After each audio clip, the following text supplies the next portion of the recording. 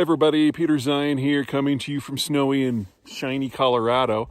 It's been about a year since the Ukraine war began, and for those of you who have been with us for a while, you remember that we did a series of webinars right after the beginning of the war to predict the future of the markets when it comes to agriculture and industrial materials and energy and so on. Well, a year on, it is time for a recap and another look forward to show you where we got it right, where we got it wrong, how we see the war unfolding in the weeks and months to come, and what that is going to mean for all of us. We're dealing here with lots of international issues and security issues that impact things that affect daily lives and the markets and the future of the alliance itself. So join us on the 17th of February at 3 p.m. Eastern, 2 p.m. Central, 1 p.m. Mountain, and noon Pacific, where we're going to go through all of this. I'll be going for about an hour, and they'll probably have about another hour of open session Q&A so we can take this wherever you guys want to. Information on details and the sign up, and if you want to purchase the previous seminars, are all attached to this email. That's it for me. I'll see you all soon.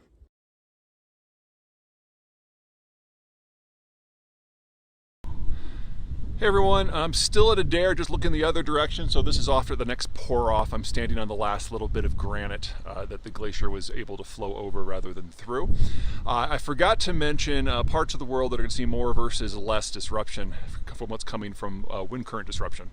The three areas I'm most concerned about are ones that are heavily dependent not just on a certain moisture profile, but also a certain input profile. These are zones that until the industrial age really were not on the map in terms of being global producers of foodstuffs. Elevation. The first is Brazil. The Brazilian Cerrado really has no nutrient profile in the soil, and so they're completely dependent on imported fertilizers, primarily from the Russian space. Those haven't been disrupted because of the Ukraine war, but that's not long coming. That is primarily a soy region. The second is the Russian wheat belt itself, particularly the eastern 3/4 of it, stretching roughly from the northwest corner of Kazakhstan east into eastern Siberia. It's not that this area can't grow, it's just that it can't grow without high-level inputs. Russia's enterprise farms import a lot of foreign equipment and chemicals, and that is basically stopped. So you change the moisture profile at all, and a lot of that just goes off the market, and Russia is no longer the world's largest wheat exporter. The third is Western Australia. In a situation somewhat similar to what's going on in Brazil, they've got a very special soil type that has very low nutrient profile. There the problem is that when water hits it, the clay particles in the soil engorge until they dissolve within the water, and then you basically just have a swampy mess. And you cannot farm this at volume without a huge amount of capital and foreign inputs for equipment and fertilizer. You can add peat, but it takes a long time. Anyway, disrupt the moisture profile in any of the three in an environment where already the input profile is being disrupted, and you're looking at the world losing 3 of its great bread baskets. Okay, that's it for real. Until next time. Hey everyone, Peter Zeihan here, coming to you from Colorado. I'm inside today because it's way too cold to be outside. It's actually humid, which is weird. Anyway, this is Pandora. She's my copy editor.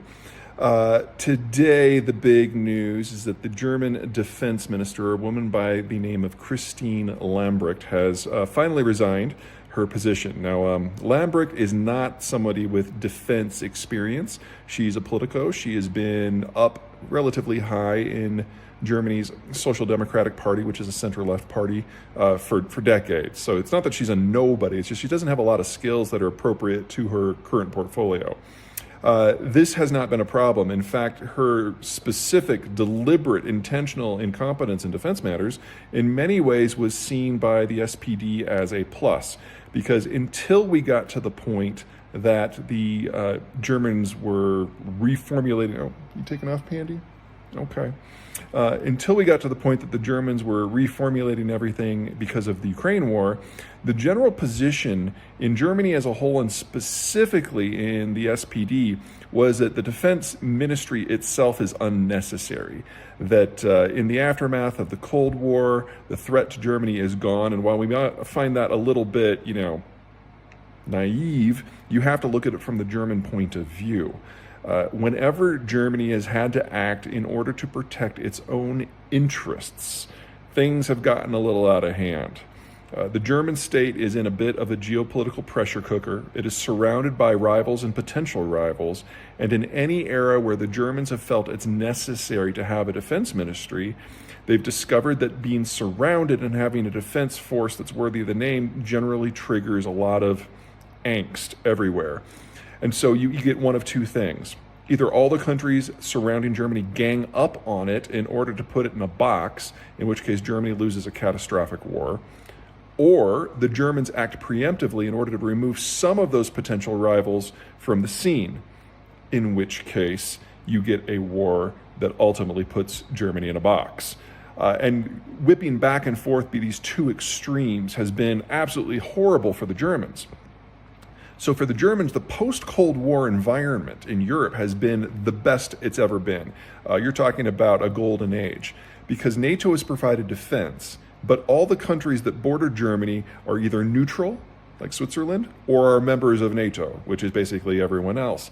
And in that sort of environment, the Germans can kind of dither and become pacifist socialists, which, to be perfectly blunt, looking at the long stretch of German history, is much, much, much, much, much better for everyone than the alternative. Now, Lambrecht, anyway, was put in charge of the defense ministry to basically continue slowly sliding it into functional oblivion. The Germans have been spending less and less on defense for years, ever since 1992. And basically, the unofficial goal with Lambrecht is to make the military a non-thing. Well, that doesn't work in an environment where the Russians are back on the warpath and the Germans need to be starting thinking not just about 20th century military strategy, but 19th century military strategy. And Lambrecht was completely unprepared professionally, personally, and ideologically for this sort of shift. And so when the government decided to basically double the size of the defense budget, she had no personal experience, professional experience on how to do that. And the result was a series of policy mishaps. She also had a lot of the built-in distrust for the United States that comes from the German center-left, which really doesn't like the idea that the United States writes German defense policy to a degree, which obviously clashes with the goal of getting rid of the defense ministry altogether. So there wasn't really anything about the current environment where she was an appropriate candidate anymore. The strategy had changed, the reality had changed, the geopolitics had changed, and she hadn't. So obviously she had to go. The question now is what else goes with her.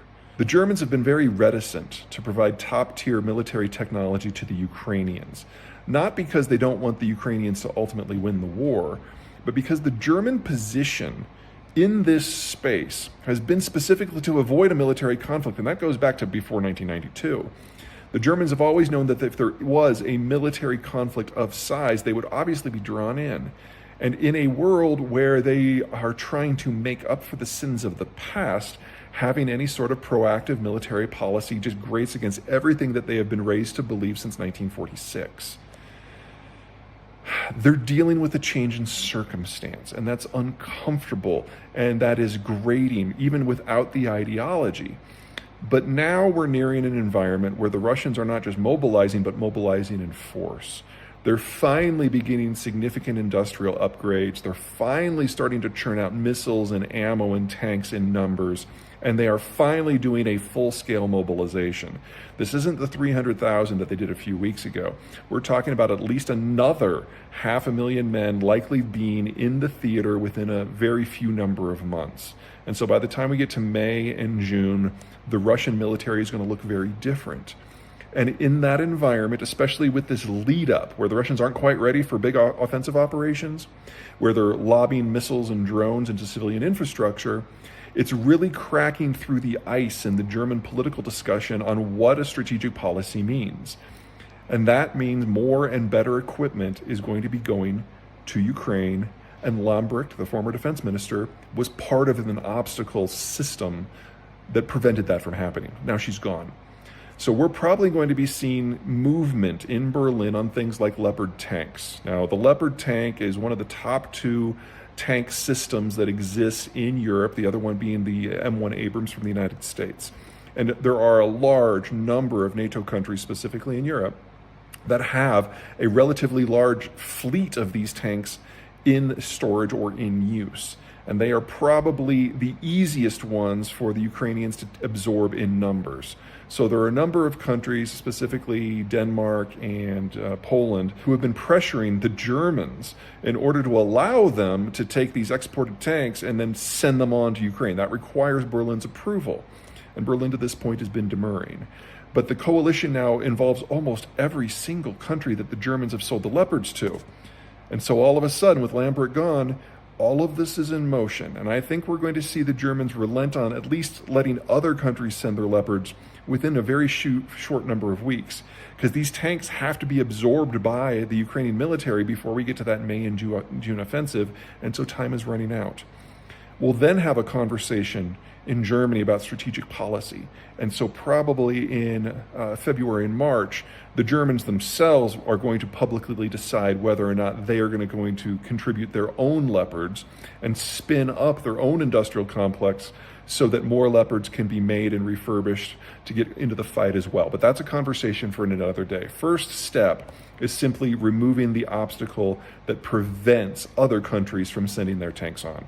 I think we're going to see movement on that very, very, very soon. All right, that's it for me. Until next time.